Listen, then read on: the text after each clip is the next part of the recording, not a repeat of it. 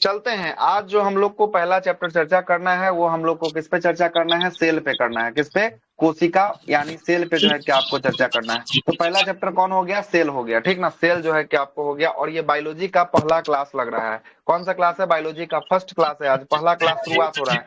और बंद कर लीजिए प्रिंस जी। और एक बात और बताना चाहते हैं हम आपको, सुन लीजिएगा एक बात और।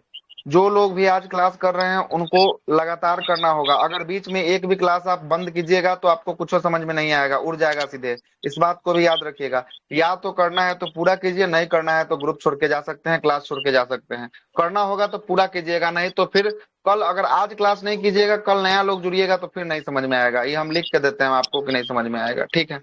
आइए क्लास की शुरुआत जो है कि आपको करते हैं। सेल नाम का चैप्टर है, इसी सेल चैप्टर के साथ जो है कि अपने क्लासों को आगे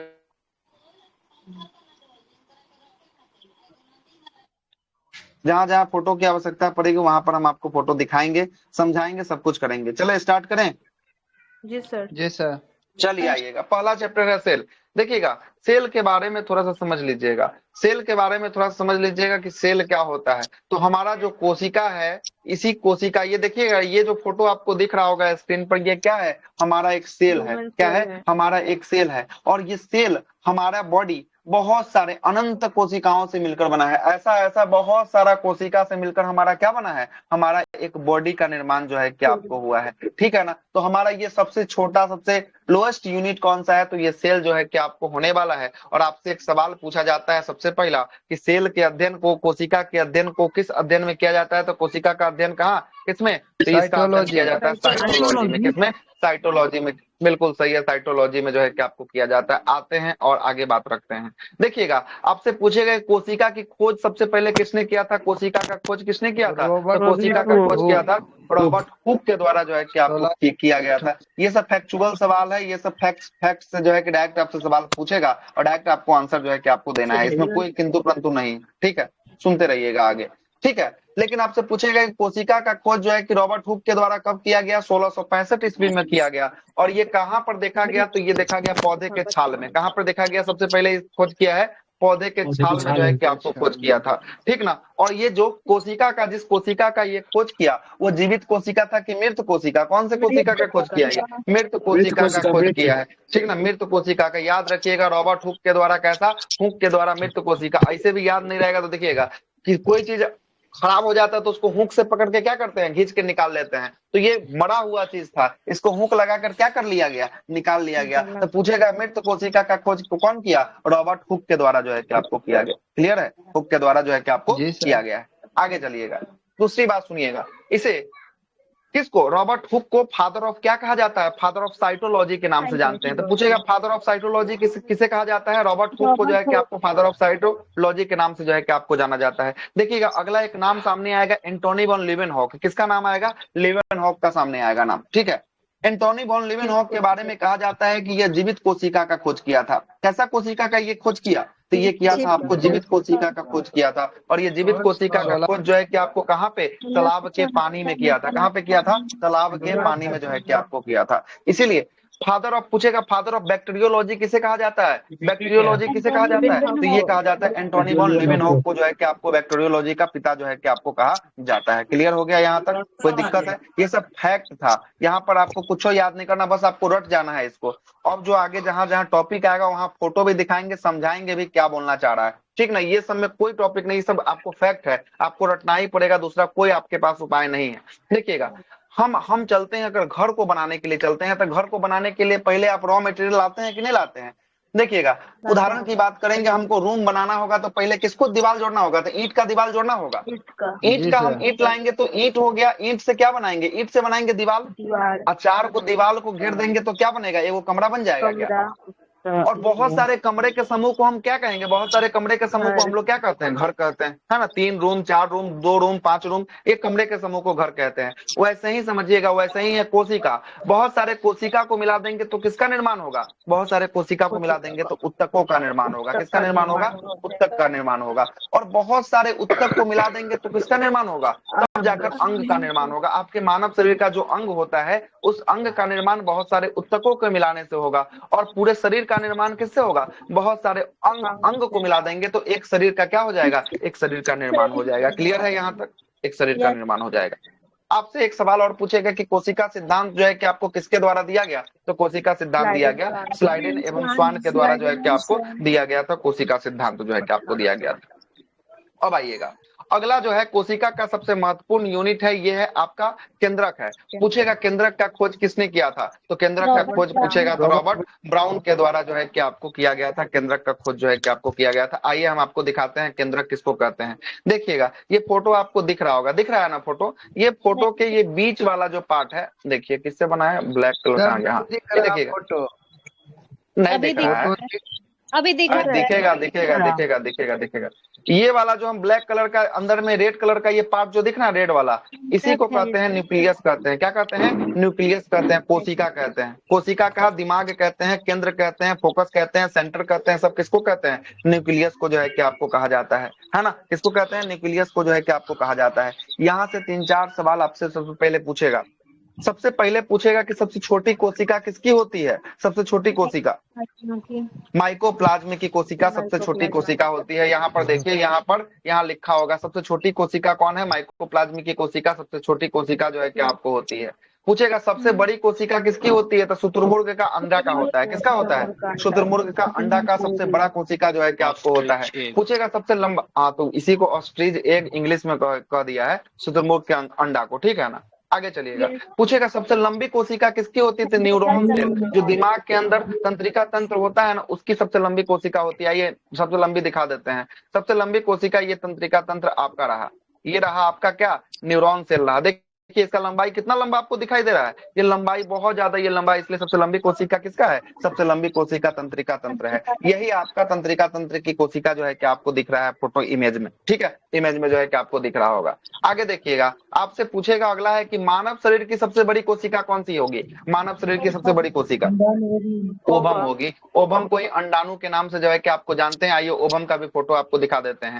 ये जो आपको दिख रहा है ये वाला फोटो, ये कौन है? ओवम है। क्या है? ओवम जो है कि आपको होने वाला है। और ये फोटो जो दिख रहा होगा ये स्पर्म है। क्या है? स्पर्म है। तो मानव शरीर की सबसे छोटी कोशिका पूछेगा तो कौन हो जाएगा? सबसे छोटी कोशिका स्पर्म हो जाएगा। क्या हो जाएगा? स्पर्म। इसको हिंदी में कहते हैं शुक्राणु। क्या कहते हैं? शुक्राणु जो है कि आपको कहते हैं, है ना? और इसको हिंदी में क्या कहते हैं? अंडाणु कहते हैं। क्या कहते हैं? अंडाणु जो है कि आपको कहा जाता है। तो ठीक है, तो मानव शरीर का सबसे बड़ा अगर पूछेगा तो किसको लगाइएगा आंसर? किसको लगाइएगा मानव शरीर में सबसे बड़ा? अंडाणु को लगाइएगा। और सबसे छोटा अगर पूछेगा तब किसको लगाइएगा आंसर? शुक्राणु को, स्पर्म को जो है कि आपको लगाना है। क्लियर हो गया? हाँ, क्या दिक्कत है? नहीं सर, चलते हैं आगे चलिएगा, आगे आते हैं पीडीएफ पे। आइए आगे आते हैं। देखिएगा, एक न्यूरॉन सेल होता है ना, तो ये न्यूरॉन सेल कहाँ पाया जाता है? ब्रेन में पाया जाता है। तंत्रिका कोशिका कहाँ पाया जाता है? तो आपसे पूछेगा तो ब्रेन में पाया जाता है, ठीक है? और तंत्रिका कोशिका जो होता है ना, ये इसमें 90% जो है कि न्यूरॉन सेल का बना होता है। 10% कौन सा सेल का बना होता है? 10% गिनियल सेल का जो है कि आपको बना होता है। आप पढ़े होंगे कि तंत्रिका कोशिका में कभी भी कोशिका विभाजन नहीं होता है, पढ़े है ना? और सबसे अधिक कोशिका विभाजन कहाँ होता है? आप पढ़े होंगे लीवर में होता है। कहाँ होता है सबसे अधिक कोशिका विभाजन? लीवर में होता है। और 9 के बराबर कोशिका विभाजन कहाँ होता है? तो तंत्रिका तंत्र में 9 के बराबर होता है। इसका कारण क्या है? इसका कारण है कि न्यूरॉन सेल जो होता है ना, इसमें कोशिका विभाजन नहीं होता है। और कोशिका विभाजन के लिए जिम्मेदार जो होता है ना, वो होता है सेंट्रोसोम। कौन होता है कोशिका विभाजन के लिए जिम्मेदार? सेंट्रोसोम होता है। तो न्यूरॉन सेल में सेंट्रोसोम नहीं पाया जाता है, बॉडी में सेल के अंदर पाया जाता है। सेल के अंदर सेंट्रोसोम पाया जाएगा। अभी आ रहे हैं, आगे चलेंगे ना तो सारा कुछ पे चर्चा करते चलेंगे, ठीक ना? सेल के अंदर सेंट्रोसोम पाया जाएगा। लेकिन जो न्यूरॉन सेल होता है ना, ये न्यूरॉन सेल, इसमें सेंट्रोसोम नहीं पाया जाता है। दिक्कत इस बात का है, सेंट्रोसोम जहां नहीं पाया जाएगा ना, वहां पर कोशिका विभाजन नहीं होगा। लेकिन देखिए तो ये पूरा ब्रेन जो न्यूरॉन सेल बना है, ये 90% न्यूरॉन सेल का बना है। अब 10% कौन सा सेल का बना है? 10% गिनियल सेल का बना है। किसका है? गिनियल सेल का बना हुआ है। और ये गिनियल सेल में खासियत है कि इस गिनियल सेल में ना सेंट्रोसोम पाया जाता है। क्या पाया जाता है? सेंट्रोसोम जो है कि आपको पाया जाता है। और इसी कारण जो है कि आपको एक नाम सुने होंगे बीमारी का, ब्रेन ट्यूमर। सुने हैं नाम? Brain tumour. तो पूछेगा ब्रेन ट्यूमर में क्या न्यूरॉन सेल में विभाजन होता है कि गिनियल सेल में विभाजन होता है? किसमें होगा? गिनियल सेल में सर, गिनियल सेल में विभाजन होगा। याद रखिएगा, क्योंकि न्यूरॉन सेल में विभाजन नहीं होता है। तो साहब तो ये तो बात हम भी बोल रहे हैं कि न्यूरॉन सेल में जो है कि आपको सेंट्रोसोम नहीं पाया जाता, इसलिए कभी भी विभाजन नहीं हो सकता है। इसमें 10% गिनियल सेल है, इसीलिए इसमें सेंट्रोसोम पाया जा रहा है, इसलिए इसका विभाजन इसमें होता है। यही तो बात बता रहे हैं, आप शायद अभी लग रहा है कि जुड़े हैं, इसीलिए ऐसा बोले हैं। आगे चलते हैं, आगे चलते हैं। अगला देखिएगा, अगला नोट में क्या लिखा है जरा समझिएगा। नोट में लिखा है कि तंत्रिका कोशिका में किसी प्रकार का विभाजन नहीं होता है। अंततः यह अपना क्षतिग्रस्त कोशिका को नहीं कर सकता है, क्षतिग्रस्त कोशिका को ठीक नहीं कर सकता है। इसीलिए वो फिल्म देखे होंगे, गजनी फिल्म देखे हैं? जब दिमाग पर जो है कि बांस से मारता है या लोहा से मारता है तो आदमी पगला जाता है। पगला जाता है किस लिए सुनिएगा, पगला जाता है इसलिए क्योंकि यहाँ का कोशिका क्या हो चुका है, कोशिका नष्ट हो चुका है, कोशिका क्षतिग्रस्त हो चुका है। और आपको पता है कि ब्रेन की कोशिका अगर नष्ट होगा, क्षतिग्रस्त होगा, तो वो अपने आप को रिपेयर नहीं कर सकता है, क्योंकि इसके पास क्या नहीं है, सेंट्रोसोम नहीं है ना। सेंट्रोसोम जो है कि इसके पास नहीं है। इसीलिए ये क्या होता है, जब भी आदमी को ब्रेन में चोट लगता है, आदमी क्या हो जाता है, पागल हो जाता है, दिमाग से हल्का हो जाता है। तो यही कारण है कि यह अपने आप को कभी ठीक नहीं कर सकता है। पूछेगा क्षतिग्रस्त कोशिका को सबसे तेजी से कौन रिपेयर करता है, पूरे अंग में क्षतिग्रस्त कोशिका को कौन सबसे तेजी से रिपेयर करता है? यकृत 14 दिन में। यकृत यानी लीवर जो है कि आपको सबसे तेजी से जो है कि आपको कर लेगा। क्या कर लेगा सबसे तेजी से, कौन कर लेगा? लीवर जो है कि आपको कर लेगा।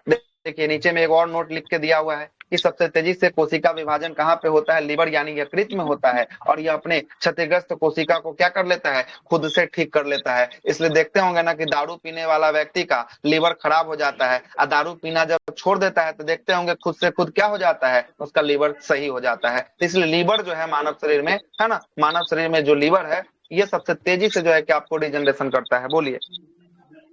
बोल रहे सर के लिए सर हेलमेट लगाने शराब के लिए, इसीलिए आदमी का सर अगर बोलता है। मस्तिष्क खराब हो जाए तो पागल जो बोलता है, तो शराब पीने से भी आदमी पागल हो सकता है। पागल हो सकता है वो दूसरा कंडीशन है। शराब है इथाइल अल्कोहल है, एगो मिथाइल अल्कोहल। मिथाइल अल्कोहल का मतलब होता है जहरीला शराब। ये जहरीला शराब अगर पी लेगा तो आदमी पागल हो जाएगा। पागल काहे हो जाएगा कि वो शराब जो है कि दिमाग तक चला गया है, और दिमाग के जो है कि आपको दिमाग तक चला गया है तो उसके पास जो भी कोशिका आया होगा सबको क्या कर दिया, नष्ट कर दिया। इसीलिए आदमी पागल हो गए, है ना, पागल हो गए। क्लियर? तो यही आगे जो चलो। चोट लगने वाला बात था ना, इसीलिए हाँ, तो यही कारण भी जो है कि आपको चोट लगने का भी कॉन्सेप्ट यही है कि चोट लगता है तो ये जो है कि आपको क्या नहीं करेगा, रीजनरेशन फिर से नहीं कर पाएगा। इसके लिए जो है कि आपको हेमलेट पहनने की सलाह जो है कि आपको दी जाती है। आगे चलते हैं, देखिएगा अगला जो दिया है, ये दिया है आपका प्रोटोप्लाज्म दिया है। क्या दिया है? प्रोटोप्लाज्म। इसी को कहते हैं जीव द्रव के नाम से जो है कि आपको जानते हैं। देखिएगा थोड़ा सा हम आते हैं, आपको फोटो दिखाते हैं प्रोटोप्लाज्म का। थोड़ा आइए देखिएगा, ये है आपका, देखिएगा ये है आपका कोशिका है। इस कोशिका के अंदर में जो लिक्विड भरा होता है ना, इस लिक्विड को कहते हैं साइटोप्लाज्म। कोशिका के अंदर जो लिक्विड भरा होता है उसको क्या कहते हैं? उसको कहते हैं साइटोप्लाज्म कहते हैं। क्या कहते हैं? सुनते जाइएगा बस आप लोग, बस, है ना। कोशिका के अंदर जो लिक्विड द्रव भरा होता है उसको क्या कहते हैं? उसको कहते हैं साइटोप्लाज्म कहते हैं, ठीक ना। और एक है कोशिका के अंदर, देख रहे हैं ना, ये क्या है? केंद्रक है। और केंद्रक के अंदर भी लिक्विड होता है। क्या होता है? केंद्रक के अंदर भी क्या होता है? लिक्विड होता है। और इस केंद्रक के अंदर जो लिक्विड भरा होता है ना, उसको कहते हैं केंद्रिका द्रव कहते हैं। क्या कहते हैं? केंद्रिका द्रव कहते हैं। तो यहाँ पर दो हम चीज आपको बताए हैं, एक बताए हैं कोशिका द्रव बताए हैं। क्या बताए हैं? कोशिका द्रव। और एक क्या बताए हैं? एक जो है कि आपको बताए हैं केंद्रिका द्रव। क्या बताए हैं? केंद्रिका जो है कि आपको केंद्रिका द्रव जो है कि आपको बताए। और कोशिका द्रव और केंद्रिका द्रव दोनों को मिला देंगे ना, तो यही आपको क्या कहलाएगा? यही कहलाएगा प्रोटोप्लाज्म जीव द्रव जो है कि आपको कहलाएगा। क्या कहलाएगा? ये दोनों को मिला देंगे तो जीव द्रव जो है कि आपको कहलाएगा। पूछेगा कि जीव द्रव किनका किनका मिश्रण है? जीव द्रव किनका किनका मिश्रण? द्रव और कोशिका केंद्रिका द्रव। और देखिए सुनिएगा, यहाँ देख लीजिए, यहाँ पर दो चीज को आप समझिएगा, सबसे पहले समझ लीजिए तभी जाकर क्लियर होगा। देखिएगा ये कोशिका है, ये क्या है? कोशिका है। कोशिका के अंदर बहुत सारा मटेरियल रखा होता है, बहुत सारा मटेरियल रखा होता है। इसलिए ये मटेरियल आपस में न टकराए, आपस में ये सब एक दूसरे से न टकराए, इसके अंदर क्या भर दिया जाता है? गाढ़ा लिक्विड भर दिया जाता है। कोशिका के अंदर जब गाढ़ा लिक्विड भर दिया जाता है आपस में नहीं टकराने के लिए, तो इसी द्रव को हम लोग कोशिका द्रव के नाम से जानते हैं। किसके नाम से जानते हैं? कोशिका द्रव के नाम से जानते हैं। क्लियर? और इसमें देखिएगा, इसमें केंद्रक है, न्यूक्लियस है। इस न्यूक्लियस के अंदर भी द्रव भरा होता है। क्या भरा होता है? इस न्यूक्लियस के अंदर भी द्रव भरा होता है। तो इस न्यूक्लियस के अंदर के द्रव को हम लोग केंद्रिका द्रव, न्यूक्लियस को केंद्र कहते हैं, इसलिए न्यूक्लियस के अंदर के द्रव को क्या कहते हैं? केंद्रिका द्रव जो है कि आपको कहा जाता है। तो कोशिका द्रव और केंद्रिका द्रव दोनों को मिला देंगे तो हम लोग क्या बना देंगे? जीव द्रव बना देंगे। उसी को क्या कहते हैं? प्रोटोप्लाज्म के नाम से जानते हैं। क्या कहते हैं? प्रोटोप्लाज्म के नाम से जानते हैं। क्लियर हो गया बात? अब आइए टॉपिक पे आइए, फोटो दिखा दिए, आइए टॉपिक पे।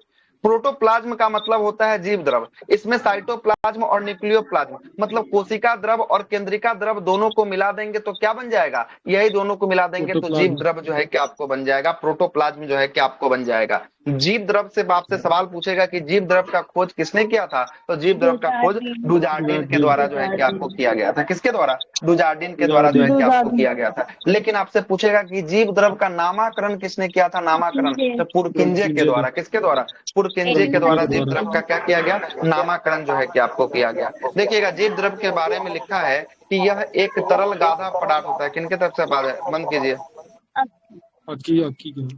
एक की है ना, आप ही की तरफ से बंद कीजिएगा। जीव द्रव एक तारा गाढ़ा पदार्थ होता है और इसे कोशिका का क्या कहा जाता है? कोशिका का जीवन आधार जो है कि आपको कहा जाता है। क्या कहा जाता है? कोशिका का जीवन आधार। बोलेगा कोशिका का जीवन आधार किसे कहा जाता है? तो जीव द्रव को जो है कि आपको कहा जाता है। और सभी जैविक क्रिया जो है कि आपको किसमें होती है? तो जीव द्रव में ही संपन्न होती है। और जीव द्रव में पूछेगा, ये जीव द्रव जो होता है प्रोटोप्लाज्म होता है, इसमें पानी कितना परसेंट होता है? देख लीजिए पानी कितना परसेंट है। 80% जो है कि आपको क्या है? जीव द्रव में जो है कि आपको पानी 80% केवल और केवल क्या होने वाला है? पानी होने वाला है। जीव द्रव दो प्रकार का होता है। ऊपर में भी जस्ट आपको हम फोटो दिखा के बता दिए हैं। एक होता है कोशिका द्रव और दूसरा कौन होता है? केंद्रिका द्रव होता है। कोशिका द्रव और केंद्रिका द्रव दोनों को मिला देंगे तो किसका फॉर्मेशन होगा? यही दोनों को मिलाएंगे तो जीव द्रव का फॉर्मेशन होगा। क्या होगा? जीव द्रव का फॉर्मेशन होगा। क्लियर हो गया? आगे चलते हैं। यह कोशिका को, हाँ जीव बोलिए द्रव में बोलिए। सबसे ज्यादा अगर यौगिक कथी मतलब एलिमेंट की बात करें तो सबसे ज्यादा ऑक्सीजन होता है। उसके बाद आता पानी पानी देखिए तो पानी क्या है? पानी तो ऑक्सीजन है ना हुआ। पानी में जो है कि आपको देखिए ना, पानी है नहीं ना, मतलब ठीक है, वो तो यौगिक हो गया ना। अगर ऐसे बोलेगा कि हाइड्रोजन ऑक्सीजन ये सब में सबसे ज्यादा कौन होता है? हाइड्रोजन ऑक्सीजन में जो है कि आपको पानी या पानी में जो है कि ऑक्सीजन मिल ही रहा है ना, फिर इसको तो इसी के आधार पे ऑक्सीजन सबसे अधिक जो है कि वहां पाया जाएगा। ठीक ना, ऑक्सीजन सबसे अधिक जो है कि आपको पाया जाएगा। और पता होना चाहिए, पता होना चाहिए एक बात और, यही जीव द्रव में जब लिक्विड जब सूख जाता है ना, कोशिका का अंदर जब लिक्विड नहीं रह पाता है, सूखता है ना, तो आपको देखिएगा, देखते हैं ना, कभी कभी जोर से प्यास लगता है, कभी कभी हल्का प्यास लगता है। तो जब कोशिका सूख जाती है ना, जब जीव द्रव के अंदर का लिक्विड जब सूखने लगता है तो आपको क्या लगेगा? प्यास बहुत तेजी से लगेगा। देखिए यही लिखा हुआ है यहाँ पर कि जब यह कोशिका को सूखने जो है कि आपको नहीं देता है, जब भी सूखेगा पानी आपको लगेगा कि प्यास, थोड़ा सा पी लेते हैं। और कोशिका के अंदर एक चीज और होता है जिसको कहते हैं वैक्यूल्स। क्या कहते हैं? वैक्यूल्स कहते हैं। वैक्यूल्स का काम होता है आपको क्या, किसको स्टोर करना? पानी को स्टोर करके जो है कि आपको जमा रखना। किसका? वैक्यूल्स का जो है कि आपको काम होता है। चलिएगा आगे चलते हैं। कोशिकांग सेल ऑर्गन में बहुत सारे ऑर्गन आते हैं, इसमें से एक एक करके हम लोग क्या करना शुरू करते हैं? देखना शुरू करते हैं सेल ऑर्गन में कौन कौन से ऑर्गन आते हैं। जिसमें सबसे पहला हम चर्चा करेंगे, वो चर्चा करेंगे सेल वाल का करेंगे। किसका करेंगे? सेल वाल का कहेंगे। सेल वाल का हिंदी होता है कोशिका भित्ति। क्या होता है? कोशिका भित्ति होता है। यहाँ साफ साफ लिखा हुआ है, देखिएगा, सेल वाल कोशिका भित्ति केवल और केवल किस सेल में पाया जाता है? प्लांट सेल में कि जंतु सेल में? प्लांट सेल में पाया जाता है। एनिमल सेल में ये नहीं पाया जाता है। याद रखिएगा, एनिमल सेल में कोशिका भित्ति नहीं पाया जाता है ना। केवल और केवल किस में पाया जाता है? ये पाया जाता है प्लांट सेल में जो है कि आपको पाया जाता है। आइए कोशिका भित्ति का फोटो दिखा देते हैं।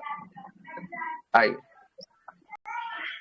पीछे में है क्या? हाँ देखिएगा, देखिए हम जो रेकॉर्डिंग कर रहे हैं ना उस पे आप ध्यान दीजिएगा। कोशिका भित्ति कौन होता है हम आपको अभी बता रहे हैं। देखिएगा, इस पे देखिएगा, जो ग्रीन कलर का ये पार्ट दिख रहा है, ग्रीन कलर का, जिसमें हम लाल रंग का कलर कर रहे हैं, लाल रंग का जिसपे कलर कर रहे होंगे, दिख रहा होगा, दिख रहा है, लाल रंग का कलर कर रहे हैं। यही जो लाल रंग का जिसपे कलर कर रहे हैं, ग्रीन वाला जो पार्ट है, यही आपका क्या है? यही आपका कोशिका भित्ति है। क्या है? कोशिका भित्ति जो है कि आपको होने वाला है। कोशिका भित्ति को अंग्रेजी में क्या कहे हैं? कोशिका भित्ति को सेल वॉल जो है कि आपको कहे हैं। क्या कहे हैं? सेल वॉल जो है कि आपको कहे हैं। सुनते रहिएगा थोड़ा सा बात। ये कोशिका जो भित्ति होता है, ये पादप कोशिका में कि जंतु कोशिका में, किस में देखे हैं आप? पादप के जंतु, पादप पादप कोशिका में देखे हैं। अच्छा, प्लांट सेल में जब देखे हैं तो एक बात को और समझिएगा, जो प्लांट सेल के कोशिका भित्ति बना होता है ये सेलुलोज का बना होता है। किसका बना होता है? सेलुलोज का बना होता है। प्लांट सेल, आपसे ये हर एक बार सवाल पूछा जा चुका है कि प्लांट सेल का जो कोशिका भित्ति होता है वो किसका बना होता है? वो होता है सेलुलोज का बना होता है। बोलेगा पादप का कोशिका भित्ति किसका बना होता है? वो बना होता है सेलुलोज का बना होता है। किसका बना होता है? सेलुलोज का बना होता है। ठीक ना। एक सवाल और यहाँ से पूछेगा आपसे कि जीवाणु की कोशिका भित्ति किसकी बनी होती है? जीवाणु की कोशिका भित्ति पेप्टिडोग्लाइकेन की बनी होती है। किसकी बनी होती है? पेप्टिडोग्लाइकेन की जो है कि आपको बनी होती है। और एक सवाल और पूछेगा, कोशिका कवक की कोशिका भित्ति किसकी बनी होती है? तो कवक का कोशिका भित्ति काइटिन का बना होता है। किसका बना होता है? काइटिन का बना होता है। आइए देखिए यहाँ पर क्या क्या लिखा है। ये इसमें जो है कि जंतु कोशिका में नहीं पाया जाता, केवल और केवल पादप कोशिका में पाया जाता है। यह सेलुलोज का बना होता है, जो पेड़ पौधा को क्या देता है? पेड़ पौधा को सुरक्षा जो है कि आपको देने का काम कौन करता है? यही सेल वॉल पेड़ पौधा को सुरक्षा देने का काम जो है कि आपको करता है। क्लियर है। यह जीवाणु की कोशिका भित्ति किसकी बनी होती है? जीवाणु की कोशिका भित्ति पेप्टिडोग्लाइकेन की बनी होती है। जबकि कवक की कोशिका भित्ति किसकी बनी होती है? काइटिन की बनी होती है। जबकि प्लांट की कोशिका भित्ति किसकी बनी होती है? सेलुलोज की बनी होती है। किसकी बनी होती है? सेलुलोज की बनी होती है। क्लियर हो गया। तो पहला सबसे बाहर वाला जो लेयर हो गया वो हो गया कौन सा? कोशिका भित्ति हो गया। कोशिका भित्ति के जब अंदर के लेयर में चलिएगा तो एक और लेयर दिखाई देगा जिसको हम लोग कहते हैं सेल मेम्ब्रेन कहते हैं, कोशिका झिल्ली कहते हैं। क्या कहते हैं? कोशिका झिल्ली कहते हैं। क्लियर है। पहले आपको क्या दिखाई दिया? पहले आपको दिखाई दिया कौन? कोशिका भित्ति। कौन दिखाई दिया? कोशिका भित्ति। सेल वॉल आपको दिखाई दिया। जब सेल वॉल को आप हटाएं तो आपको क्या दिखाई दिया? दूसरा लेयर में ये दिखाई दिया कोशिका झिल्ली जो है कि आपको दिखाई दिया। क्या दिखाई दिया? कोशिका झिल्ली दिखाई दिया। अब आइए कोशिका झिल्ली का भी फोटो आपको दिखा देते हैं। पहले टॉपिक देख लीजिए। यह किसका बना होता है? यह प्रोटीन का बना होता है। पूछेगा कि सेल जो है कि मेम्ब्रेन किसका बना होता है? तो सेल मेम्ब्रेन प्रोटीन का बना होता है। अब पूछेगा कि कोशिका जो है कि आपको भित्ति ये किसका बना होता है? तो ये प्लांट में सेलुलोज का बना होता है। किसका बना होता है? सेलुलोज का बना होता है। ठीक है, आगे चलिएगा। यह जो सेल मेम्ब्रेन है, कोशिका जो झिल्ली है, यह प्लांट सेल में भी पाया जाता है और एनिमल सेल में भी पाया जाता है। तो एक सवाल और आपसे पूछेगा कि निम्नलिखित में से कौन प्लांट सेल और एनिमल सेल दोनों में पाया जाता है? कोशिका झिल्ली या कोशिका भित्ति? कौन? कोशिका भित्ति जो है झिल्ली जो है कि आपको पाया जाता है। कोशिका भित्ति केवल और केवल किस सेल में? कोशिका भित्ति केवल और केवल प्लांट सेल में जो है कि आपको देखने को मिला है। ठीक ना, केवल और केवल प्लांट सेल में देखने को मिला है। लेकिन ये जो है ये दोनों सेल में आपको देखने को मिलेगा। और यह सेल वॉल के बाद का परत जो है कि जो होता है उसी को हम लोग क्या कहते हैं? कोशिका झिल्ली कहते हैं। और यह कोशिका झिल्ली अंदर से कुछ चीजों को बाहर आने देता है और कुछ चीजों को अंदर जो है कि आपको जाने देता है। इसलिए इसे अर्ध परागम्य के नाम से जो है कि आपको जानते हैं। अर्ध परागम्य के नाम से जानते हैं किसको? अर्ध परागम्य के नाम से है ना, सेमी परिवर्तन कोशिका झिल्ली को जानते हैं। ठीक है, आगे सुनिएगा। यह कोशिका के अंदर से आने वाले और जाने वाले पदार्थों का क्या करता है? नियंत्रण जो है कि आपको करता है कौन? यही सेल मेम्ब्रेन जो है कि आपको करता है कोशिका झिल्ली।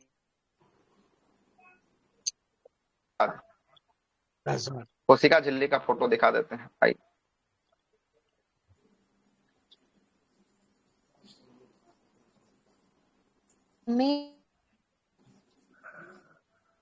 देखिए ये बाहर वाला जो लेयर दिख रहा होगा है ना, देखिए अब यहाँ पर आपको सही से पूरा दिख जाएगा है ना। ये जो ग्रीन वाला लेयर दिख रहा है, ये ग्रीन वाला, ये क्या है? ये हो गया आपका, क्या हो गया बताइए? कोशिका सेल वॉल हो गया, सेल वॉल हो गया है ना।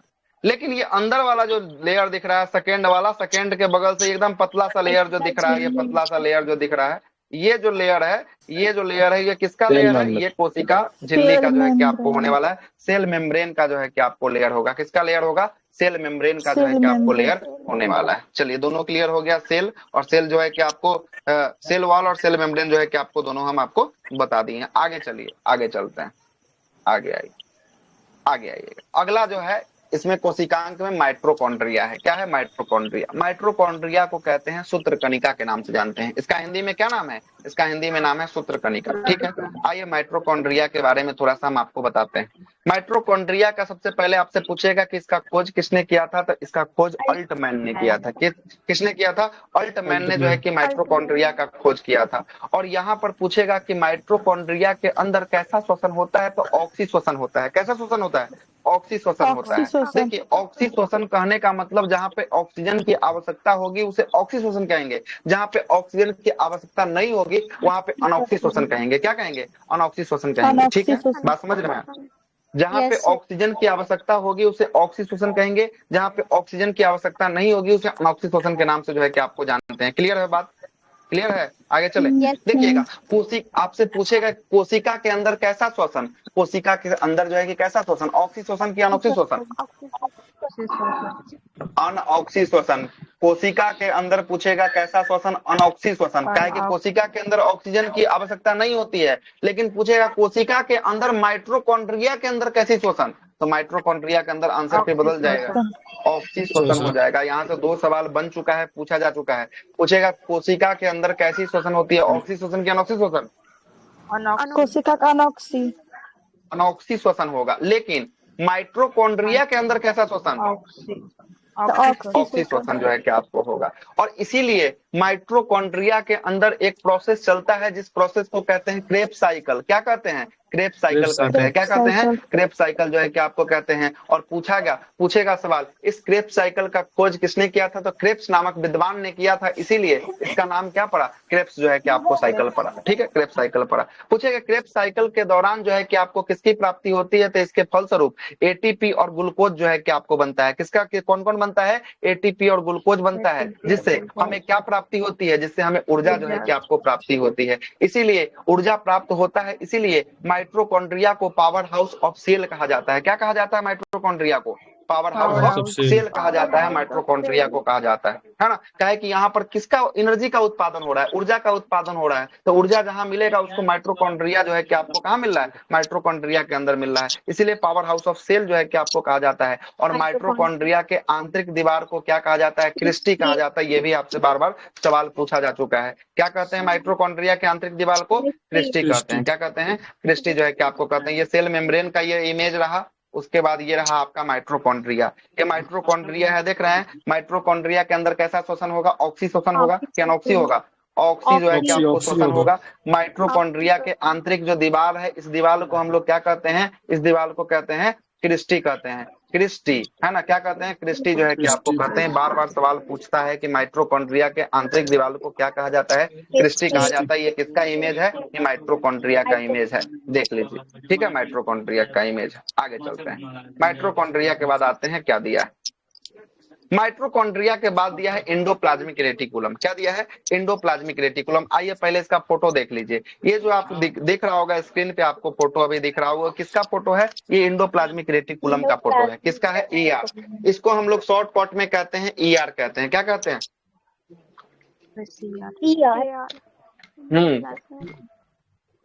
एंडोप्लाज्मिक रेटिकुलम कहते हैं। अब जरा सुनते रहिएगा थोड़ा सा बातों को, देखिएगा।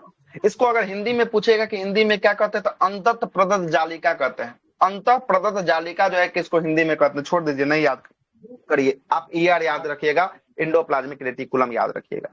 ठीक है, देखिएगा इसका काम अगर पूछेगा कि इसका काम कोशिका में क्या है, इसका काम, क्योंकि इसका यूज पड़ रहा है, तो ये कोशिका में पिलर के रूप में काम करता है। किसके रूप में काम करता है? पिलर के रूप में। जैसे घर का पिलर होगा तभी ना घर स्ट्रक्चर खड़ा होगा, वैसे ही कोशिका को खड़ा होने के लिए कोशिका के अंदर पिलर के रूप में कौन काम करता है? तो कोशिका के अंदर पिलर के रूप में ईआर काम करता है। एंडोप्लाज्मिक रेटिकुलम जो है कि आपको काम करता है। कौन करता है? एंडोप्लाज्मिक रेटिकुलम जो है कि आपको काम करता है। ये कोशिका को पचकने से बचाता है, मतलब ये कोशिका को दबने से बचाता है। कोशिका को अपने जगह पे खड़ा रखने में मदद कौन करता है? तो ईआर जो है कि आपको करता है। और ईआर भी 2 टाइप का होता है। कितना टाइप का होता है ईआर? ईआर होता है कितना टाइप का? 2 टाइप का। कितना टाइप का? 2 टाइप का। याद रखिएगा नाम, एक होता है स्मूथ, एक होता है रफ। क्या होता है? एक होता है स्मूथ होता है और एक होता है रफ होता है। देखिएगा, यहाँ देखिएगा थोड़ा सा हम आपको बता देते हैं स्मूथ वाला कौन है, रफ वाला कौन है। देखिएगा यहाँ पे गोल गोल बिंदी टाइप का आपको दिख रहा होगा, दिख रहा है गोल गोल बिंदी टाइप का?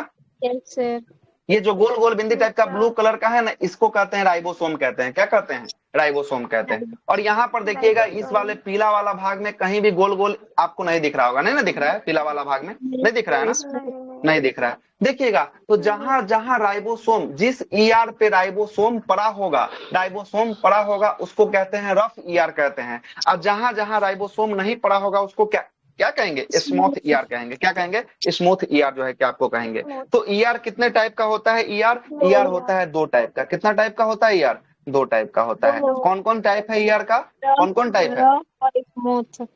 रफ है और स्मूथ है। अच्छा, रफ वाले पर कौन मौजूद होगा तो उसको रफ कहेंगे। रफ में कौन मौजूद होगा तो रफ कहेंगे।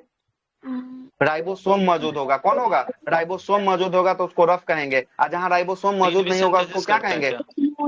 हाँ, अभी आ रहे हैं, किसका अभी कर रहा है। पहले ये समझ में आ जाए कि रफ किसको कहते हैं और स्मूथ किसको कहते हैं, फिर तो आ ही जाएगा उसका आंसर, है ना, किसको क्या करता है। ठीक है, तो 2 आपका हो गया। अब जरा समझिएगा, एक जहां जहां राइबोसोम जिस ईआर पे पड़ा हुआ है, जिस ईआर पे राइबोसोम पड़ा हुआ है उसको रफ कहेंगे। और रफ वाला जो है, ये रफ वाला प्रोटीन का निर्माण करता है। किसका निर्माण करता है? रफ वाला प्रोटीन का निर्माण करता है। और जहां पर नहीं पड़ा हुआ है राइबोसोम, वो जो है कि स्मूथ वाला है, तो स्मूथ वाला ये फैट का निर्माण करता है। फैट और कार्बोहाइड्रेट, याद रखिएगा। स्मूथ ईआर किसका निर्माण करता है? स्मूथ ईआर फैट्स और कार्बोहाइड्रेट्स का। फैट और कार्बोहाइड्रेट का निर्माण करता है। जबकि रफ ईआर किसका निर्माण करता है? रफ ईआर प्रोटीन का निर्माण करता प्रोटीन का निर्माण करता है। किसका? हाँ, प्रोटीन का निर्माण जो है क्या आपको करता है। क्लियर है? प्रोटीन का निर्माण करता है। आइए आपको फोटो से समझा दिए। आइए टॉपिक पे, एंडोप्लाज्मिक रेटिकुलम। ये सेल के अंदर पिलर का काम जो है कि आपको करता है। और ये कोशिका का, इसे कंकाल कहा जाता है। क्या है कि शरीर के अंदर देखिएगा, जब तक आपके शरीर से हड्डी निकाल लेंगे क्या आप खड़ा हो पाइएगा? नहीं हो पाइएगा। वैसे ही कोशिका के अंदर से अगर एंडोप्लाज्मिक रेटिकुलम को अगर निकाल लेते हैं तो कोशिका भी खड़ा नहीं हो पाएगा। इसीलिए कोशिका का कंकाल किसे कहा जाता है? एंडोप्लाज्मिक रेटिकुलम को कहा जाता है। और ये 2 प्रकार के होते हैं, एक होता है स्मूथ ईआर और दूसरा होता है रफ ईआर। स्मूथ ईआर जो वो होता है जिसपे राइबोसोम नहीं पाया जाता है, और रफ ईआर वो होता है जिसपे राइबोसोम पाया जाता है। जो रफ ईआर होता है वो प्रोटीन का निर्माण करता है, और जो स्मूथ ईआर होता है वो कार्बोहाइड्रेट और वसा का निर्माण करता है। किसका किसका निर्माण करता है? कार्बोहाइड्रेट और वसा का निर्माण करता है। क्लियर हो गया यहाँ तक?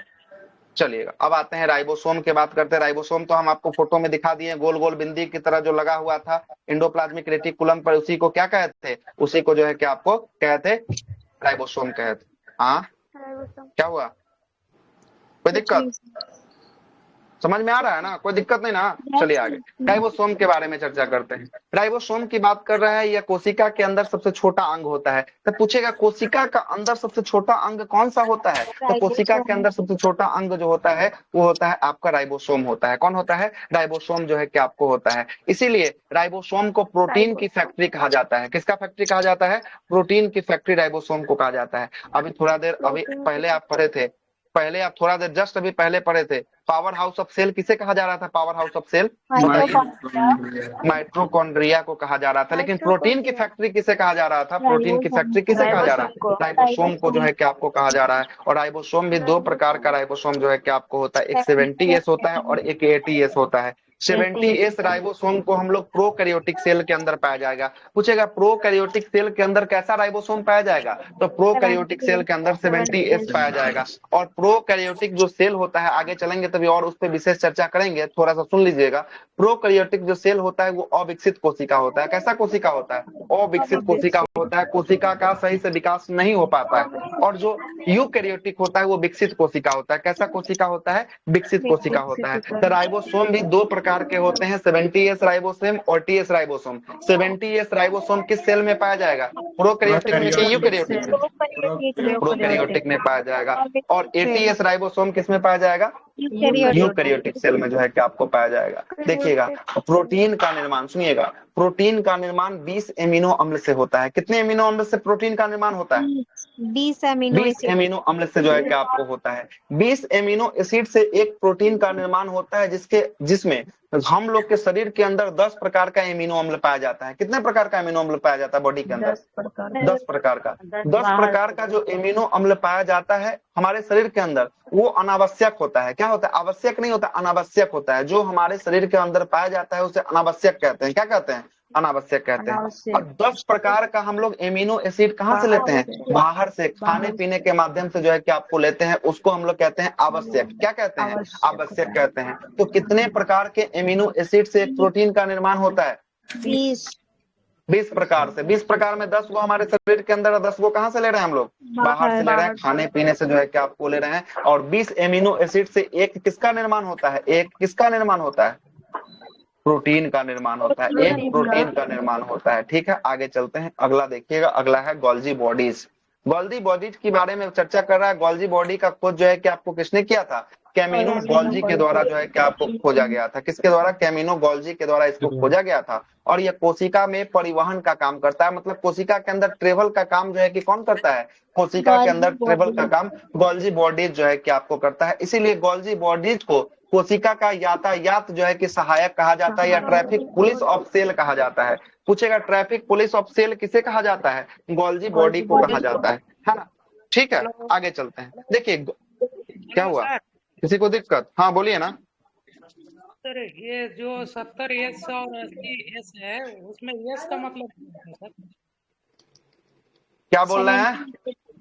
70S और 80S है ना सर, उसमें एस का मतलब क्या अच्छा, होता है? एस का मतलब है सेडिमेंटेशन कोफिशिएंट, है ना? ये उसको जो है कि सेडिमेंटेशन कर रहा है, उसको लोकेट कर रहा है कि 70S जो है ना वो सेडिमेंटेशन कोफिशिएंट है। वो एस जो जा रहा है वो 70 के साथ जा रहा है, मतलब वो जा रहा है प्रोकैरियोटिक सेल के अंतर्गत जो है कि आपको जा रहा है। और इसका एस का पूरा नाम जो होता है हम आपको बता दिए। ठीक है, आगे चलिएगा, सुनिएगा आगे क्या बोलना चाह रहा है।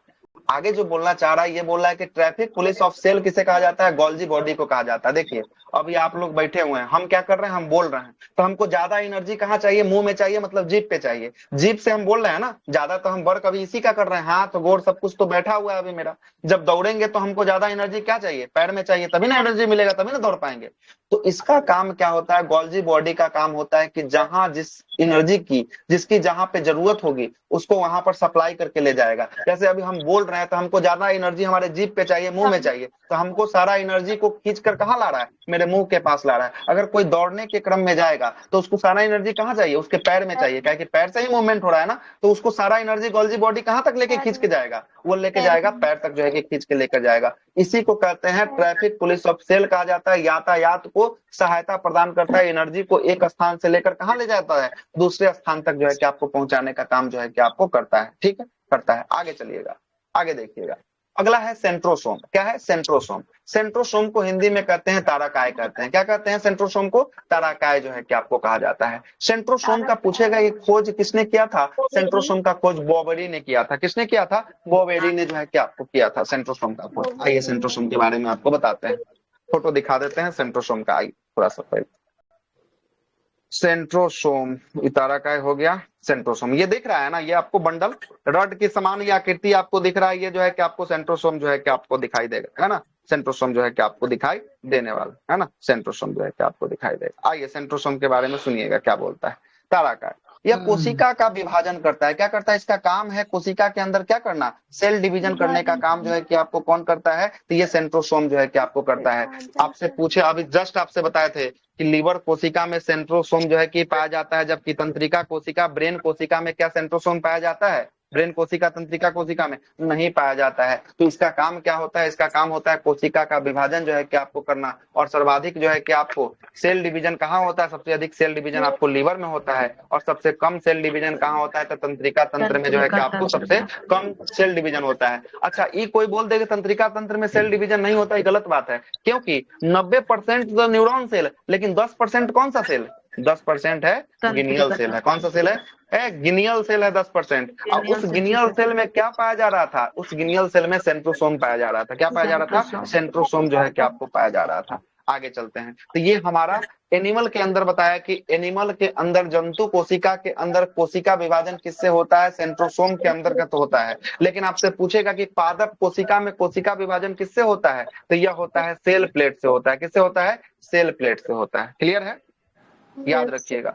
पूछेगा, 2 सवाल आपसे मात्र निकालेगा ही यहाँ पर एक पूछेगा कि जंतु कोशिका में कोशिका विभाजन किससे होता है, तो डायरेक्ट आंसर क्या चला जाएगा, सेंट्रोसोम चला जाएगा। क्या चला जाएगा, सेंट्रोसोम चला जाएगा। लेकिन एक पूछेगा कि पादप कोशिका में, पेड़ पौधा में कोशिका विभाजन कैसे होता है, तो सेल प्लेट से होता है। कैसे होता है, सेल प्लेट से होता है। लेकिन यहाँ पर एक नोट करके बात लिखा हुआ है। नोट में क्या लिखा हुआ है, जब पौधा नवीन अवस्था में रहता है, जब पौधा नया नया अवस्था में रहता है, तो वहां पर सेल डिवीजन जो है कि आपको सेंट्रोसोम जो है कि आपको करता है। इस बात को भी याद रखिएगा। अगर आपके ऑप्शन में सेल प्लेट नहीं है, तो अब किसको मार के निकलिएगा, तब जो है कि मार के निकलिएगा सेंट्रोसोम को निकलिएगा मार के। ठीक है, आगे चलिएगा। यह केवल जंतु कोशिका में जो है कि आपको होता है, प्लांट सेल में जो है कि आपको सेंट्रोसोम नहीं पाया जाता है। लेकिन नवीनतम जो नया नया पेड़ जन्मा है, उसमें कोशिका विभाजन किससे हो रहा है, उसमें हो रहा है सेंट्रोसोम से जो है कि आपको हो रहा है। ठीक है, आगे चलिएगा। अगला है लाइसोसोम। क्या है, लाइसोसोम। क्या है, लाइसोसोम। आगे लाइसोसोम के बारे में सुनिए। लाइसोसोम की बात करेंगे, इसकी खोज किसने किया था लाइसोसोम का, 1948 डी में। डूबे ने जो है कि आपको खोजा था। किसने खोजा था, डी डूबे नामक विद्वान ने जो है कि आपको खोजा है लाइसोसोम। ये देख लीजिएगा, ये है आपका सेल के अंदर लाइसोसोम जो है कि आपको होने वाला है। इसका खोज जो है कि आपको डी डूबे नामक विद्वान ने जो है कि आपको इसको खोजा। किसने खोजा था, डी डूबे ने जो है कि आपको खोजा था। और ये कोशिका के अंदर पाचन का काम करता है। कोशिका के अंदर किसका काम, कोशिका के अंदर पाचन का काम कौन करता है, लाइसोसोम जो है कि आपको करता है। ठीक ना। और लाइसोसोम के अंदर, इसके अंदर देखिएगा, ये एक बॉक्स है, ये बैलून है, इसके अंदर एक जल अपघटक एंजाइम पाया जाता है। क्या पाया जाता है, जल अपघटक एंजाइम पाया जाता है ना। इसी को कहते हैं हाइड्रोलाइटिक एंजाइम के नाम से जो है कि आपको जानते हैं। देखिएगा, इसका काम होता है कि कोशिका के सभी अंग, जो कोशिका के अंदर सभी अंग हैं, उसको सही से काम करना जो है कि आपको करना पड़ेगा। ये कोशिका के अंदर सभी अंग को सही से काम करवाता है। अगर कोशिका के अंदर कोई अंग काम करने से मना करता है, या कोई अंग काम करने के लिए तैयार नहीं होता है, तो ये धमकाता है पहले कि अगर तुम काम कर लो, नहीं तो फिर बुरा होगा। तो बोलता है कि नहीं, हम नहीं करेंगे काम, तुमको जो करना है करो। तो करता क्या है कि अपने अंदर से जल अपघटक एंजाइम को निकालता है, और एक पर जो काम करने से मना करता है उसको छिड़क देता है, उसके जो है कि आपको छिड़क देता है। तो वो जो है कि कोशिका का अंग क्या हो जाता है, मर जाता है। और देखता है कि जब कोशिका का पूरा संपूर्ण अंग ही कोशिका का क्या बोल रहा है कि हम काम नहीं करेंगे, हड़ताल पे है, तो अपने आप को ये क्या करता है, अपने आप को फाड़ लेता है। इसे जैसे ही फाड़ता है ना, तो ये तो खुद बर्बाद होता है, साथ साथ अगल बगल के जितने भी सारे कोशिकाएं होते हैं सबको ये बर्बाद कर देता है, सबको समाप्त कर देता है। तो इसीलिए इसे एटम बॉम्ब ऑफ सेल के नाम से जाना जाता है। क्या कहा जाता है, एटम बॉम्ब ऑफ सेल के नाम से जाना जाता है। एटम बॉम्ब ऑफ सेल के नाम से किसको जाना जाएगा, सेल किसको जाना जाएगा, लाइसोसोम को जो है कि आपको कहा जाएगा। इसे आत्महत्या की थैली भी कहा जाता है। हिंदी में पूछेगा कि आत्महत्या का थैली जो है कि किसे कहा जाएगा, लाइसोसोम को कहा जाएगा, लाइसोसोम को कहा जाएगा। क्लियर है, आइएगा लाइसोसोम पे आता है। यह कोशिका के अंदर पाचन का काम करता है, और इसके अंदर जल अपघटक एंजाइम पाया जाता है, हाइड्रोलाइटिक एंजाइम पाया जाता है। और यदि कोशिका के अंदर कोई अंग कार्य नहीं करता है, तो उस अंग को ये क्या करता है, नष्ट कर देता है। और इसे हम जो है कि आत्महत्या की थैली कहते हैं, एटम बम के नाम से जो है कि आपको जानते हैं। और आरबीसी के अंदर याद रखिएगा, यहाँ से सवाल निकला है कि किसके अंदर लाइसोसोम नहीं पाया जाएगा, तो आरबीसी के अंदर लाइसोसोम नहीं पाया जाता है। याद रखिएगा, आरबीसी के अंदर लाइसोसोम जो है कि आपको नहीं पाया जाता है। और आरबीसी का कर्मगाह किसे कहा जाता है, स्प्लीन, तिल्ली या पिलिया को जो है कि आपको कहा जाता है। और आरबीसी का जीवन काल 20 से 120 दिनों का होता है। कितना दिनों का होता है, 20 से 120 दिनों का जो है कि आपको होता है। आगे देखिएगा, अगला है न्यूक्लियस है। क्या है, अगला न्यूक्लियस है। न्यूक्लियस का मतलब हो गया केंद्रक। केंद्रक तो हम आपको फोटो पहले ही दिखा चुके हैं। केंद्रक की बात करेंगे, केंद्रक का खोज किसने किया था, रॉबर्ट ब्राउन ने किया था। किसने किया था, रॉबर्ट ब्राउन ने जो है कि 1831 में जो है कि आपको केंद्रक की खोज किया था। और इसे कोशिका का दिमाग कहा जाता है, कोशिका का सेंटर, कोशिका का दिमाग किसे कहा जाता है, केंद्रक को कहा जाता है। और यही से कोशिका के सभी अंग को नियंत्रण कौन प्रदान करता है, सभी अंग को नियंत्रण जो है कि आपको केंद्रक ही करता है। और केंद्रक के अंदर में 80% जो है कि क्या पाया जाता है, 80% प्रोटीन पाया जाता है। और इसके बाद 10% डीएनए पाया जाता है, और 10% अन्य तत्व जो है कि आपको पाया जाता है।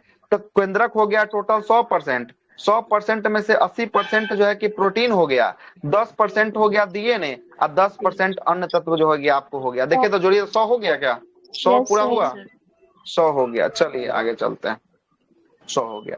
आगे देखिएगा, अगला है वैक्यूल्स। वैक्यूल्स का मतलब होता है रसधानी। रसधानी के बारे में बहुत सारे बुकों में गलती लिखा हुआ है। बहुत सारे बुक में आप पढ़िएगा ना तो रसधानी के बारे में लिखा होगा कि केवल ये पादप कोशिका में पाया जाता है। कहाँ नहीं पाया नहीं, जाता है? जंतु में भी पादप पाया जाता कोशिका है, में। लेकिन बहुत छोटा मात्रा में। इसीलिए ना बोले हैं कि जो है कि आपको ये जो है कि बहुत जगह गलती लिखा हुआ है। यही ना कहना चाह रहे हैं कि यह दोनों कोशिकाओं में पाया जाता है, पादप और जंतु दोनों कोशिका में वैक्यूल्स पाया जाता है। अब जरा सुनिएगा डिफरेंस क्या होता है। यह पादप कोशिका में इसका आकार बड़ा होता है क्योंकि पेड़ पौधा को ज्यादा पानी चाहिए। क्या चाहिए? ज्यादा पानी चाहिए, इसीलिए यह पादप कोशिका में वैक्यूल्स बड़ा होता है। जंतु कोशिका में इसका आकार क्या होता है? छोटा होता है। इसका आकार जो है कि आपको क्या होता है? जंतु कोशिका में छोटा होता है। इसका काम बस इतना ही होता है कि यह जो है कि आपको पानी को क्या करता है? पानी को स्टोर करके जो है कि आपको रखता है। ये देखिएगा, ये जो है ये आपका वैक्यूल्स है। ये दिख रहा होगा फोटो, ये वैक्यूल्स है, ठीक ना। ये ब्लू कलर का जो आपको दिख रहा होगा, ये ब्लू कलर वाला, ये क्या है? ये पानी इसके अंदर भरा हुआ है, ये वैक्यूल्स है। ये किसका है? ये जो है कि प्लांट सेल है। क्या है? प्लांट जो है कि आपको सेल होने वाला है। प्लांट सेल में ये बड़ा पाया जाता है, जंतु कोशिका में कैसा पाया जाता है? जंतु कोशिका में ये छोटा जो है कि आपको पाया जाता है। कैसा पाया जाता है? छोटा जो है कि आपको पाया जाता है, लेकिन पाया जाता है दोनों में। किसमें पाया जाता है? दोनों में। काम इसका क्या होता है? इसका काम होता है पानी को स्टोर करना। क्या करना? पानी को स्टोर जो है कि आपको करना होता है। आगे आइएगा, आगे देखिएगा। जंतु कोशिका में 65% जो है कि आपको पानी को स्टोर जो है कि आपको यही करता है, और इसी के कमी से हमें क्या कहता है होता है? जब इसमें पानी की कमी होती है तो हमें प्यास जो है कि आपको लग जाता है। अब आते हैं प्लास्टिड। प्लास्टिक को कहते हैं लवक के नाम से जानते हैं। और प्लास्टिक की बात करेंगे, ये प्लास्टिड ये केवल और केवल किसमें पाया जाएगा? पादप कोशिका में पाया जाएगा। किसमें पाया जाएगा? प्लास्टिड केवल और केवल पादप कोशिका में पाया जाएगा। यह केवल पादप कोशिका का सबसे बड़ा कोशिकांग होता है। यह केवल पादप कोशिका में पाया जाता है। प्लास्टिड कितने प्रकार के होते हैं? प्लास्टिड होते हैं 3 प्रकार के। कितने प्रकार के? 3 प्रकार के प्लास्टिड होते हैं। देखिएगा 3 प्रकार का कौन कौन प्लास्टिड होता है, इससे पहले यहाँ से सवाल ऑलरेडी निकल चुका है, ठीक ना। 3 प्रकार में पहला है आपका क्लोरोप्लास्ट, दूसरा है आपका क्रोमोप्लास्ट, और तीसरा है आपका ल्यूकोप्लास्ट। कौन कौन है? 3 गो। क्लोरोप्लास्ट, क्रोमोप्लास्ट और ल्यूकोप्लास्ट।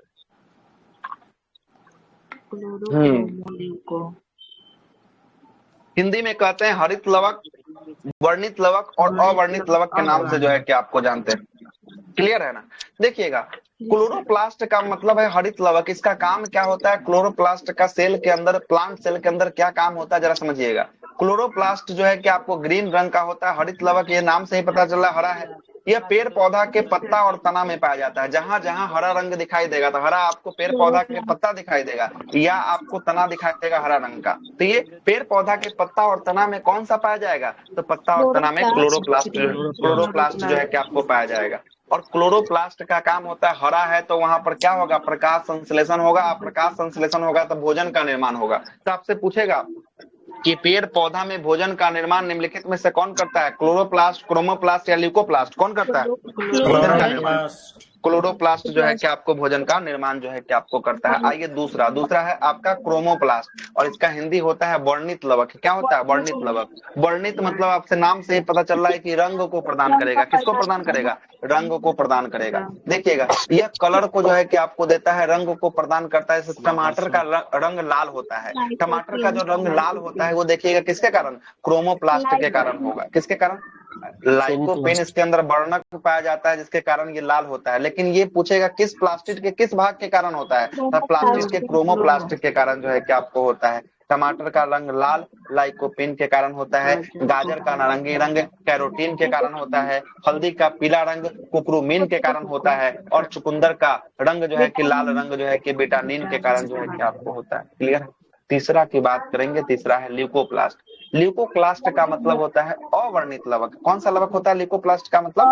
अवर्णित लवक होता है। ये कलर लेस होता है। अवर्णित मतलब कि अ हटा देंगे तो वर्णित हो गया तो है रंग, और अवर्णित मतलब रंग नहीं है, मतलब ये कलर लेस होता है। और यह क्या करता है? ल्यूकोप्लास्ट का काम होता है भोजन को स्टोर करना। भोजन को स्टोर करके रखने का काम जो है कि आपको कौन करता है? ल्यूकोप्लास्ट जो है कि आपको करता है। मतलब कि भोजन को स्टोर कर लिया, बाद में जब इसको जरूरत पड़ेगा तो ये क्या करेगा? यहाँ से निकाल के अपना यूज करेगा, खाने पीने का काम जो है कि आपको करेगा। लेकिन ये स्टोर करने का काम कौन करता है? ल्यूकोप्लास्ट जो है कि आपको करता है। तो जहां पर देखिए, जहां पर व्हाइट रहता है, जहां पर जो है कि आपको देखिएगा तो एक जड़ आपको दिखाई देगा और एक फल दिखाई देगा। यहाँ पर कौन सा वर्णक पाया जाएगा? तो यहाँ पर पाया जाएगा आपको ल्यूकोप्लास्ट। क्या है कि जड़ और फल में, इसी में जो है कि क्या होता है, भोजन को स्टोर करके पादप अपना रखता है। तो 3 प्रकार का वर्णक होता है, क्लोरोप्लास्ट, क्रोमोप्लास्ट और ल्यूकोप्लास्ट होता है। तीनों के बारे में हमने आपको बता दिया है। आगे देखिएगा, अगला है सिजला एंड फ्लेजला है। क्या है? सिजला एंड फ्लेजला है।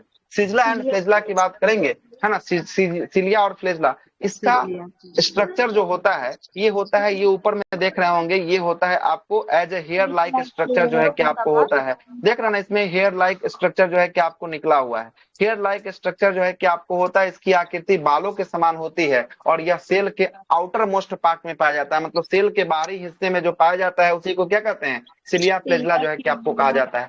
और इसी सिलिया फ्लेजला के कारण देखिएगा सेल क्या करता है, सेल मूवमेंट करता है, आगे ट्रेवल कर पाता है। किसके कारण? सिजिया एंड फ्लेजला के कारण जो है कि आपको कर पाता है। और इसी के कारण जो है कि स्पर्म भी क्या होता है, आगे की ओर जो है कि आपको मूवमेंट करता है। किसके कारण? सिजिया फ्लेजला के कारण जो है कि आपको मूवमेंट करता है।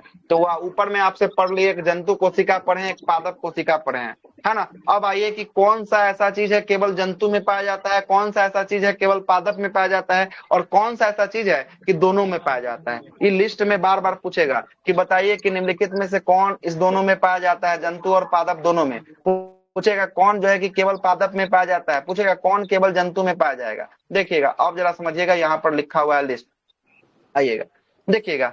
ये जो है ना, ये बॉक्स है, ये जो है कि आपका है जंतु कोशिका का। किसका है? जंतु कोशिका का है, ठीक है, कोशिका का। और इधर वाला जो है ना, ये है पादप कोशिका का, पादप कोशिका, ठीक है, कोशिका का। और ये बीच वाला रेड वाला जो पार्ट है ना, ये पार्ट ये जंतु में भी पाया जाता है और पादप में, मतलब ये बोथ है, मतलब दोनों में। किसमें है?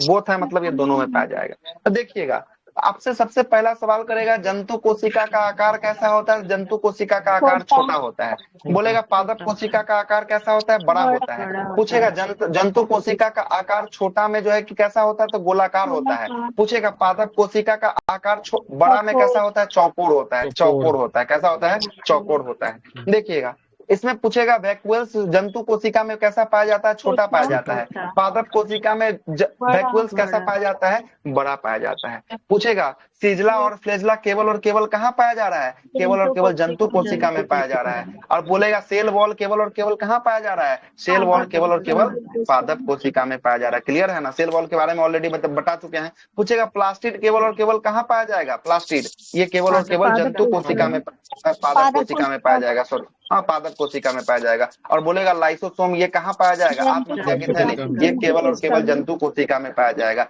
इसके अलावा जो दोनों में पाया जाएगा उसका एक लिस्ट अलग है, जिसमें कोशिकांक जो है कि आपको कोशिका झिल्ली ये दोनों में पाया जाएगा। कोशिका झिल्ली किसमें पाया जाएगा? पादप सेल और जंतु सेल दोनों में जो है कि आपको पाया जाएगा। उसके बाद माइट्रोकॉन्ड्रिया, माइट्रोकॉन्ड्रिया भी दोनों में पाया जाएगा। राइबोसोम ये भी दोनों में पाया जाएगा। एंडोप्लाज्मिक रेटिकुलम ये भी दोनों में पाया जाएगा। गोल्जी बॉडी ये भी दोनों में पाया जाएगा। न्यूक्लियस भी दोनों में पाया जाएगा। और सेंट्रोसोम भी जो है कि आपको दोनों में पाया जाएगा। बहुत लोग इसको जो है कि केवल और केवल सेंट्रोसोम को कहाँ रखते हैं? सेंट्रोसोम को पादप कोशिका में हैं। और सेल प्लेट को रखते हैं आपको पादप सेंट्रोसोम को जंतु कोशिका में रखते हैं और सेल प्लेट को कहाँ रखते हैं? पादप कोशिका में। लेकिन हमारे नोट्स में क्या लिखा हुआ है? जब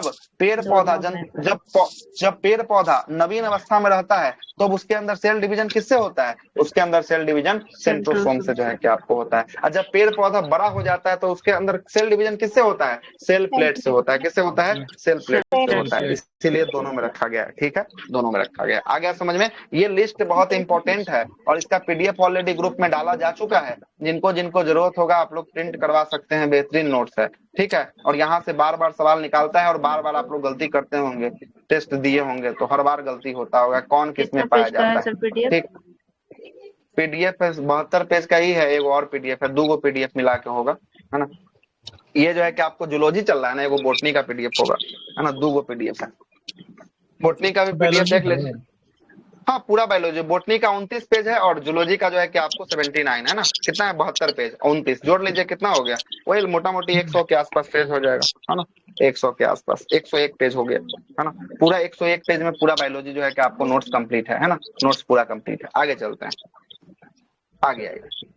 हाँ सही है और बेहतरीन है। सही नहीं है, बेहतरीन है, ठीक ना। सब जितना आपको कंटेंट चाहिए ना, सारा कंटेंट इसमें रखा हुआ है। कोई आपको अलग एक्स्ट्रा नहीं करना है ना, इतना कंटेंट भरा हुआ है।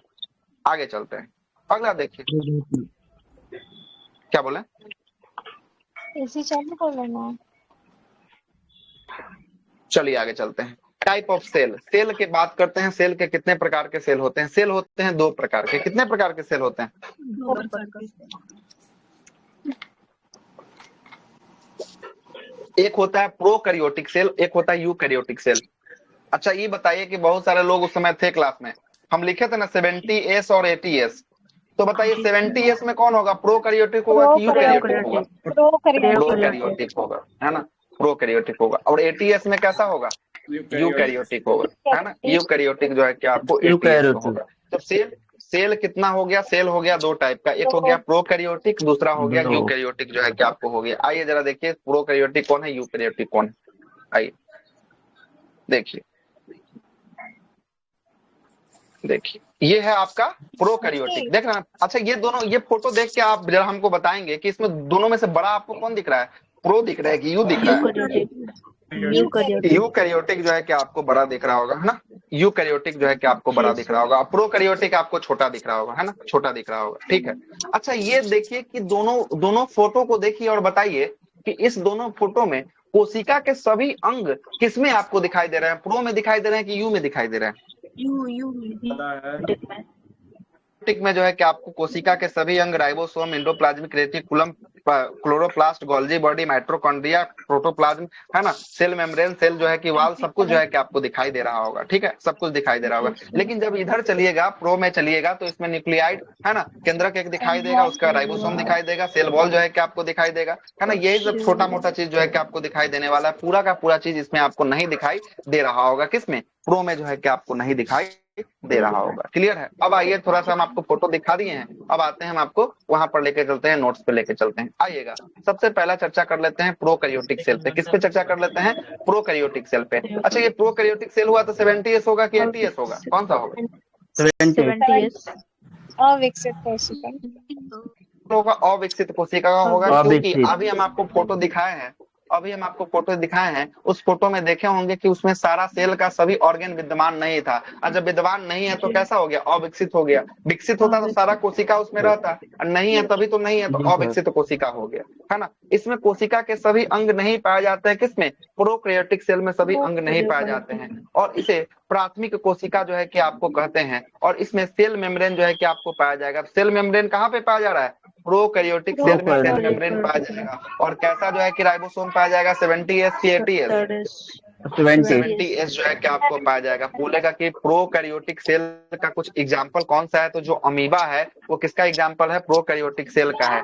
नील हरित है वो किसका है? प्रोकैरियोटिक सेल का है। जीवाणु और विषाणु, RNA DNA ये सब कैसा है? तो ये सब जो है कि सबका सब प्रोकैरियोटिक सेल का जो है कि आपको जो है कि आपको दिखने वाला है। तो यहाँ से डायरेक्ट सवाल आपसे निकालता है कि निम्नलिखित में से कौन प्रोकैरियोटिक सेल का एग्जांपल है? तो इसी में से कोई आपको निकाल कर एगो दे देगा, है ना, दे देगा, और आपसे आंसर जो है कि आपको पूछ लेगा कौन कौन एग्जांपल में है। अमीबा है, नील हरित शैवाल है, जीवाणु है, विषाणु है, DNA है, RNA है, ये सब किसका एग्जाम्पल है? ये सब एग्जाम्पल है प्रोकैरियोटिक सेल का एग्जाम्पल है। आगे चलते हैं, थोड़ा सा एक बात और समझिएगा। ये जो प्रोकैरियोटिक सेल है ना, और ये यूकैरियोटिक सेल है, अगर आपसे बताइए कि अगर आपको बोल दिया जाए कि दोनों में से सबसे तेजी से फास्ट से कौन बनेगा सेल, अगर कोई रीजनरेशन होगा तो फास्ट किसका होगा? प्रो। अच्छा कोई चीज बना हुआ है, कोई, अब देखिएगा, एक बिल्डिंग 10 मंजिला इमारत खड़ा करना है, एक फूस का झोपड़ी खड़ा करना है, किसको जल्दी आप खड़ा कर सकते हैं? आप खुद अनुमान लगाइए ना। फूस वाला खड़ा कर सकते हैं। फूस वाला में कोई तामझाम नहीं करना है। और 10 मंजिला इमारत खड़ा करने में तो पूरा समय लगेगा ना। तो ये यूकैरियोटिक जो सेल है ना, इसके अंदर सभी कोशिका विद्यमान है, मतलब इसमें सभी चीज को बनाना पड़ेगा। और जो प्रोकैरियोटिक वाला, इसमें बहुत सारा कम ही चीज है, बहुत 9 के बराबर चीज है, तो जल्दी 9 के बराबर वाला ही ना बनेगा, है ना। एक फाउंडेशन क्लास करते हुए चलिए और एक टारगेट क्लास करते हुए चलिए, टारगेट वाला जल्दी ना होगा पूरा। तो प्रोकैरियोटिक सेल जो होगा ना, ये जल्दी से जल्दी जो है कि आपको क्या करता है? बनाता है अपने आप को। और इसीलिए जब कोरोना का वायरस जब चल रहा था, तो उस समय कितना लोग सुने थे कोरोना का नया नया वेरिएंट आ रहा था, अल्फा, बीटा, गामा, डेल्टा, है ना, ओमिक्रॉन, तो ये तो वो आ रहा था, काहे के लिए? जब ये विकसित हो रहा था, जब ये फैल रहा था ना, ये बहुत तेजी से जब ये अपना आप को जनरेट कर रहा था ना, तो जनरेट करने में जब जनरेट करता है ना प्रोकैरियोटिक सेल, तो जो पीछे का जो चीज होता है ना, आगे आने वाला चीजों में कुछ चीज मिस हो जाता है या कुछ चीज नया छप के चला आता है, उसी को कहते हैं वेरिएंट का चेंज होना। और इसी में देखे होंगे कि कोरोना के समय बहुत सारा वेरिएंट का चेंज हो जाता है। आप लोग फोटोकॉपी करवाने गए होंगे दुकान में, कभी कभी देखते होंगे फोटोकॉपी करते करते कोई अच्छा फोटोकॉपी आता है, कोनों में काला आ गया तो कोनों में धब्बा आ गया तो कोनों में क्या हो गया। जब लगातार फोटोकॉपी होता है ना किसी चीज का, तो उसमें कुछ ना कुछ चेंजिंग आ जाता है। वही चेंजिंग जो है कि आपको प्रोकैरियोटिक में होता है। और जो कोरोना वायरस था, ये वायरस किस में है, वायरस किस लिस्ट में है? देखिए, प्रोकैरियोटिक में था कि यूकैरियोटिक में था? किसमें था लिस्ट में? प्रोकैरियोटिक में था। आ गया समझ में कि प्रोकैरियोटिक अगर चाहेगा तो बहुत तेजी से अपने आप को क्या करेगा, निर्माण करेगा। किसके तुलना में? यूकैरियोटिक के तुलना में निर्माण करेगा। ठीक, इसीलिए कोरोना का वायरस उतना स्प्लिट हुआ, बहुत तेजी से फैला, प्रोकैरियोटिक सेल। आगे आइए, अगला देखिएगा, अगला किस पे चलते हैं? यूकैरियोटिक पे चलते हैं। हाँ बोलिए, कुछ डाउट नहीं है तो आगे चलते हैं, क्योंकि समय भी पूरा हो चुका है हमारा, है ना। यूकैरियोटिक को पूरा देख लेते हैं। हम तो सोचे थे पूरा सेल खत्म कर देंगे, लेकिन नहीं हो पाया, क्या ही करें। चलिए आगे आते हैं, समझाना भी तो है ना। अगर आगे आगे चलेंगे तो फिर नहीं अच्छा लगेगा ना, आप लोग को समझना भी तो पड़ेगा ना। जब वादा किए हैं क्लास में निकलते समय आपको क्लास के बारे में एक एक पॉइंट आपको समझा देंगे तो समझा देंगे, है ना। आगे चलिएगा, विकसित कोशिका होता है कौन सा? यूकैरियोटिक सेल होता है। यूकैरियोटिक सेल में दो टाइप का सेल होता है, एक प्लांट सेल होता है और दूसरा कौन सा सेल? एनिमल सेल होता है। हम आपको प्लांट सेल और एनिमल सेल दोनों के बारे में बता दिए हैं। और पूछेगा या प्लांट सेल या एनिमल सेल किस टाइप के सेल का एग्जाम्पल है, प्रोकैरियोटिक की यूकैरियोटिक? यूकैरियोटिक सेल का एग्जाम्पल जो है कि आपको होने वाला, इसमें कोशिका के सभी अंग पाए जाते हैं। इसमें कैसे राइबोसोम पाए जाते हैं? 70S की 80S? कौन सा? 80S राइबोसोम जो है कि आपको पाया जाएगा। और यह प्लांट और एनिमल सेल दोनों में जो है कि आपको पाया जाता है कौन सा सेल? यूकैरियोटिक सेल जो है कि आपको पाया जाता है। प्लांट सेल में जो है कि इसका आकार चौकोर होता है और एनिमल सेल में इसका आकार कैसा होता है? गोलाकार आकार जो है कि आपको होता है ना। गोलाकार जो है किसका आकार होता है। यहाँ तक रखते हैं। कल जो हम लोग क्लास की चर्चा करेंगे, क्रोमोसोम गुणसूत्र से चर्चा करेंगे, और इस गुणसूत्र को कैसे होता है नहीं होता है सबके बारे में अच्छे से समझाते हुए आपको लेके चलेंगे कल के क्लास में। अब बताइए